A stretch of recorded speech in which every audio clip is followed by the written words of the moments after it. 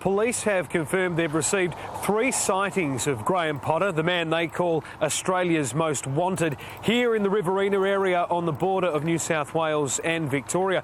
Riverina Task Force detectives are currently on their way up to Cobram, where they'll be doing a letter drop and talking to locals, getting that image of Graham Potter out there in the hope that somebody might recognise him. This man has a really chilling past, a murder conviction in his background. He's currently on the run after skipping bail on charges of conspiracy to murder.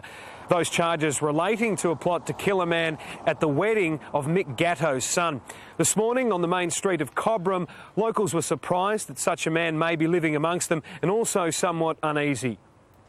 Well, I feel a little bit scared. So you never know what's this person's going to do. Well, you think about that, don't you? You think, oh, I don't know.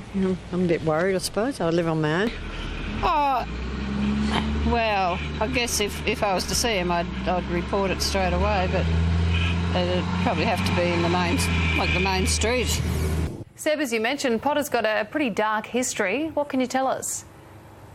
Certainly does, Amelia. He was known as the fingers and head killer after, in 1980, on his own Bucks night, he murdered a woman, a 19-year-old from Wollongong, in his apartment, removing her head and fingers and burying them in a separate place to the rest of the body, so police were not able to identify the young woman. He served 14 years inside for that, escaping on one account, and this is part of the reason police are finding it such a challenge to track him down. He's good at laying low. They say he gets into local communities, often buddying up with a local young woman, and often uses disguises and fake names. The last time he was sighted in Queensland in August of last year, police raided his campsite and found a fat suit, just one of the disguises he's thought to be using. Police have made a special warning to local fruit growers, who obviously often employ people on cash-only arrangements, just to take a closer look at some of their employees in case one of them matches the description of Graham Potter, Australia's most wanted man.